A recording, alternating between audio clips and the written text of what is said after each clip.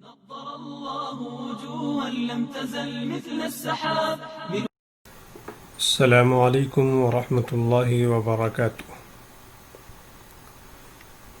الحمد للہ رب العالمین والصلاة والسلام علی سیدنا محمد خاتم النبیین وعلی آلہ الطاہرین وصحابتہ اجمعین. السلام علیکم ورحمۃ اللہ وبرکاتہ. امید کرتے ہیں آپ حضرات خیر و عافیت کے ساتھ ہوں گے. آج سبق کا دوسرا دن ہے. اس سبق میں آج ہم مبادیات فقہ کی ابتدائی چیزیں پڑھیں گے، جسے مقدمۃ العلم کہا جاتا ہے. اب آپ تھوڑی دیر کے لیے دھیان دیں اسکرین کے اوپر کہ یہ کرسر، یہ جو تیر کا نشان ہے، آپ کو اس پر اپنی پوری توجہ رکھنی ہے کہ جہاں جہاں یہ کرسر جائے گا اس عبارت پر کلام ہوگا، اسے سمجھایا جائے گا تاکہ آپ کی توجہ بٹے نہیں، اور جو چیز نوٹ کرنے کی ہوگی آپ اسے نوٹ کر سکتے ہیں، لکھ سکتے ہیں. ویڈیو جب آپ کے پاس پہنچے اسے پاز کر کے. مقدمۃ العلم کیا ہے اور اسے پڑھنا کیوں ضروری ہے؟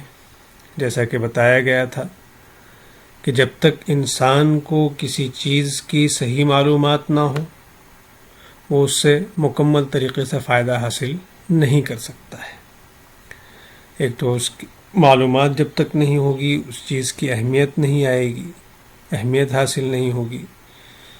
غرض و غایت نہیں معلوم ہوگا تو مقصد معلوم نہیں ہوگا، اور بلا مقصد کوئی بھی کام نتیجہ خیز نہیں ہوتا ہے، انجام تک نہیں پہنچتا ہے. مقدمۃ العلم کے تحت جس کتاب کو ہم پڑھنے جا رہے ہیں، جس فن کی کتاب کو ہم پڑھنے جا رہے ہیں، اس فن کا تعارف کیا جاتا ہے کہ یہ فن کیا ہے، اس میں کس چیز سے بحث ہوگی، کس چیز کو پڑھایا جائے گا، بتایا جائے گا، اور اس کے پڑھنے سے، اس کے سمجھنے سے ہمیں کیا کیا فائدہ حاصل ہوگا، دنیاوی بھی اور اخروی بھی. دنیا میں کیا فائدہ حاصل ہوگا اور آخرت میں کیا فائدہ حاصل ہوگا. اصل میں علم آپ نے سال گزشتہ پڑھا علم النحو، یعنی نحو کا فن، نحو کا علم، علم الصرف، صرف کا فن، صرف کا علم. اسی طریقے سے ہم جو یہ فن پڑھنے جا رہے ہیں یہ فن فقہ ہے، تو اس کے اندر فقہ کی تعریف، اس کا موضوع، غرض و غایت، اس چیز کو بیان کیا جائے گا. اب مقدمۃ العلم کے تحت ہم کن چیزوں کو بیان کریں گے؟ علم فقہ کی تعریف، اس کے اندر لغوی تعریف بھی آ جائے گی، یعنی لغت کے اعتبار سے فقہ کسے کہتے ہیں. پھر اصطلاحی تعریف آئے گی. اب اصطلاحی تعریف کسے کہتے ہیں وہ بھی بتا دیا جائے گا. پھر اس کے بعد موضوع کہ اس فن کا موضوع کیا ہے، اور غرض و غایت، کس نیت سے ہم اس فن کو پڑھیں، اور پڑھنے کے بعد کیا فائدہ ہوگا. اسی طریقے سے واضح اس فن کو کی بنیاد کس نے رکھی، اور کچھ اس سے متعلق ضروری چیزیں جن کا جاننا کتاب میں اور کتاب کو سمجھنے کے لیے معاون ہوگا، وہ ساری چیزیں آپ کو اس سبق کے تحت اور اس عنوان کے تحت بتایا جائے گا. تو یہ تھا مقدمۃ العلم. اب ہم سب سے پہلے تعریف کی طرف آتے ہیں. تعریف کسی چیز کی بھی پہچان، جس طریقے سے آپ لوگوں سے پوچھا جاتا ہے کہ آپ کی تعریف کیا ہے، کیا مطلب آپ کا نام کیا ہے، آپ کا نسب کیا ہے، آپ کس کے لڑکے ہیں، تو آپ اس میں بتاتے ہیں میں فلاں بن فلاں ہوں، میں فلاں جگہ کا رہنے والا ہوں. تو یہ ہے آپ کی تعریف، یعنی آپ کا نام کیا ہے، آپ کے والد کا نام کیا ہے، آپ کا تعلق کہاں سے ہے، آپ کہاں پڑھتے ہیں، یہ ساری چیز اس کے اندر آتی ہے. تو اسی طریقے سے یہ فقہ کی ایک لغوی تعریف ہے. لغت میں فقہ کہتے ہیں مطلقاً سمجھنا، بس سمجھنے کا نام فقہ ہے. لیکن بعد میں یہ لفظ علم شریعت اور احکام شریعت کو سمجھنے کے ساتھ خاص ہو گیا. پہلے کسی چیز کی بھی سمجھنے کے لیے اس فقہ کا استعمال ہوتا تھا، لیکن بعد میں لغت میں بھی شریعت کے علم کو، شریعت کے احکام کو سمجھنے کے لیے فقہ کا استعمال ہونے لگا. اب جو شخص فقہ کا علم حاصل کر لیتا ہے اسے فقیہ کہتے ہیں. یعنی شریعت کے احکام کا جو ماہر ہو جائے، جو اس علم کو حاصل کرتے کرتے اس علم کا ماسٹر بن جائے اور اس علم کے ہر گوشے سے، ہر باریک پہلو سے واقفیت رکھ لے، اسے فقیہ کہتے ہیں.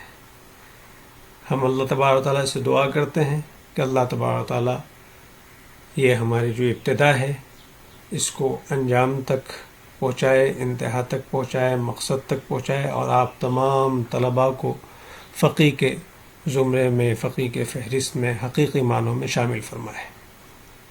اب ہم آتے ہیں لغوی تعریف کے بعد اصطلاحی تعریف کی طرف. تو سب سے پہلے تو میں اصطلاح کس کو کہتے ہیں، تعریف اصطلاح بتانا چاہوں گا کہ اصطلاح کسے کہتے ہیں.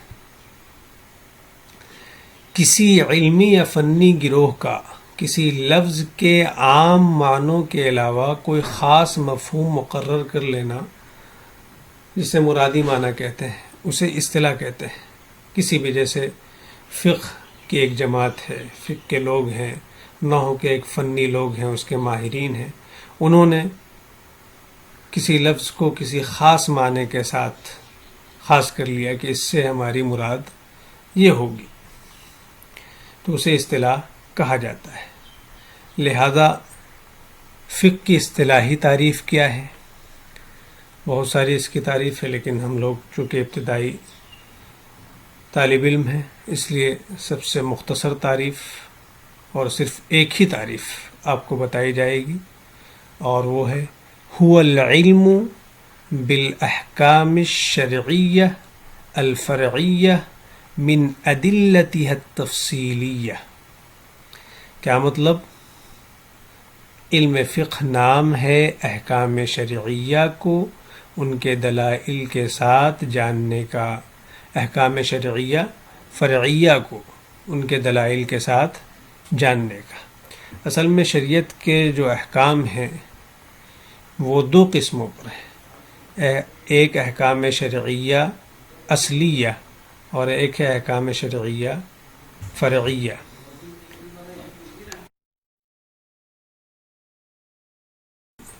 دو قسمیں ہیں، ایک احکام شرعیہ اصلیہ اور ایک احکام شرعیہ فرعیہ. احکام شرعیہ اصلیہ میں بحث ہوتی ہے علم عقائد سے، جس کا تعلق ایمانیات سے ہے، ایمان سے ہے. اللہ تبارک و تعالیٰ، رسول اللہ صلی اللہ علیہ وسلم، کتاب اللہ، بعث بعد الموت، جنت، دوزخ وغیرہ، تقدیر، یہ ساری چیزیں. بہرحال ایمان لانے کے بعد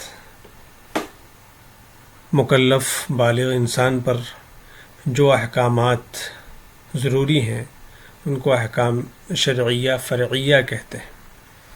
تو اب ایمان کے بعد جتنی بھی چیزیں ہیں اس کا تعلق احکام شرعیہ فرعیہ سے ہے. تو فقہ کے اندر احکام شرعیہ فرعیہ کو جانا جاتا ہے. اس کے اندر عبادات ہیں، معاملات ہیں، معاشرت ہے، یہ ساری چیزیں اس کے اندر آ جاتی ہیں.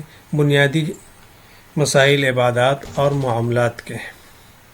معاملات کے اندر دوسری چیزیں بھی آ جاتی ہیں، اس لیے کہ ایمان لانے کے بعد نماز، روزہ، حج، زکوٰۃ، یہ ساری چیزیں فرض ہو جاتی ہیں. تو ان کے مسائل کا جاننا بھی ضروری ہے. یہ عبادات میں سے ہیں اور پھر معاملات میں خرید و فروخت ہے، نکاح ہے، اسی طریقے سے وراثت ہے اور دوسری چیزیں ہیں اس کے اندر، یہ ساری چیزیں وہاں پر آتی ہیں۔ بہرحال ہم لوگ عبادات کو سمجھیں گے تو یہ احکام شرعیہ فرعیہ ہے۔ ادلتہ تفصیلیہ سے کیا مراد ہے؟ یعنی یہ جو احکامات ہم پڑھیں گے وہ 4 تفصیلی دلائل کے ساتھ کی روشنی میں ہوں گے، جیسے قرآن مجید، احادیث، اجماع اور قیاس۔ ان 4 چیزوں سے اس کا ثبوت ہوگا۔ یہ چاروں دلائل معتبرہ ہیں۔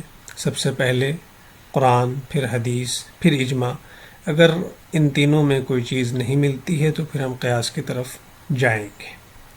تو یہ فقہ کی اصطلاحی تعریف ہو گئی اور اصطلاح کی تعریف ہو گئی۔ اب جب ہم اس کی تعریف کو جان چکے تو اب اس کا موضوع کیا ہے؟ اصل میں موضوع کس کو کہتے ہیں؟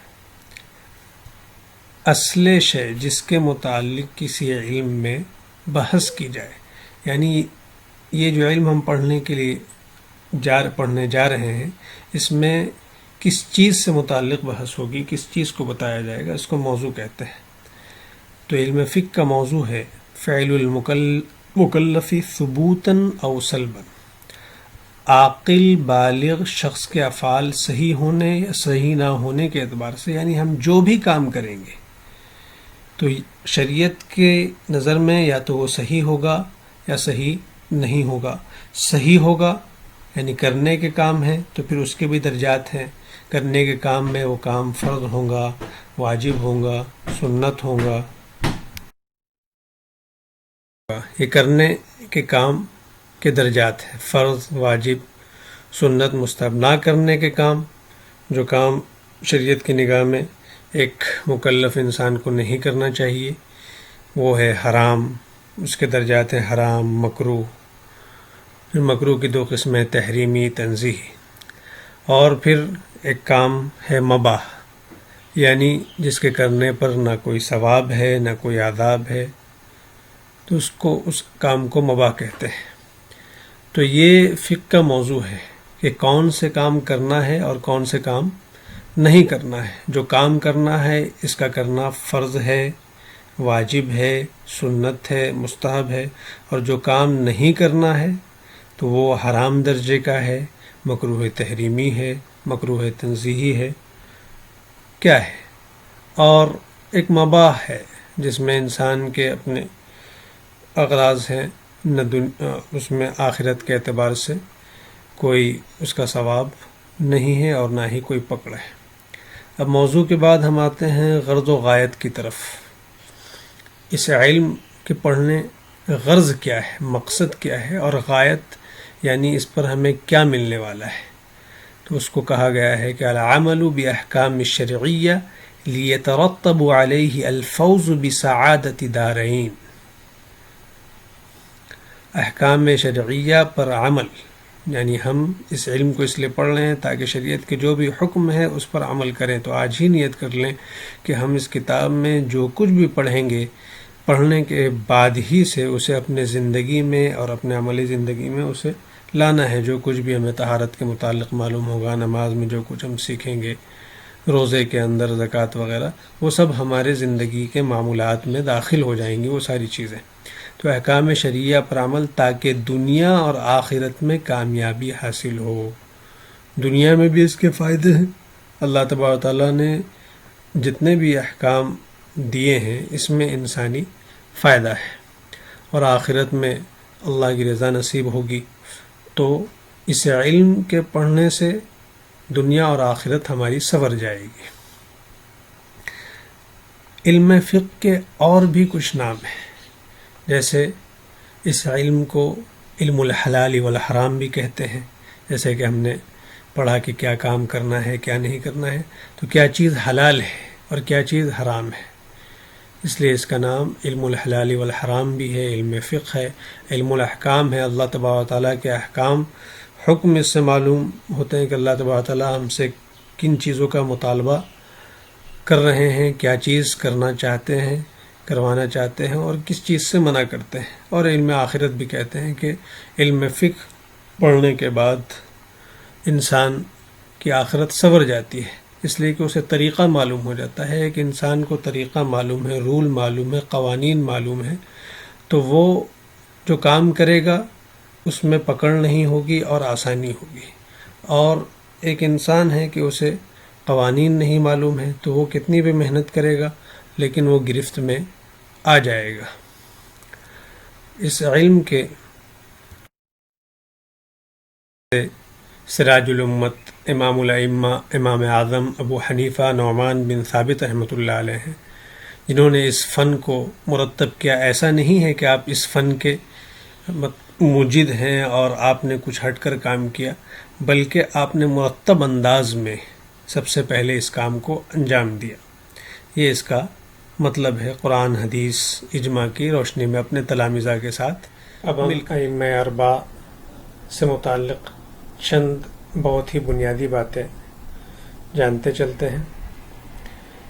ائمہ اربعہ سے مراد 4 امام: امام ابو حنیفہ رحمۃ اللہ علیہ، امام مالک رحمۃ اللہ علیہ، امام شافعی رحمۃ اللہ علیہ، امام احمد بن حنبل رحمۃ اللہ علیہ.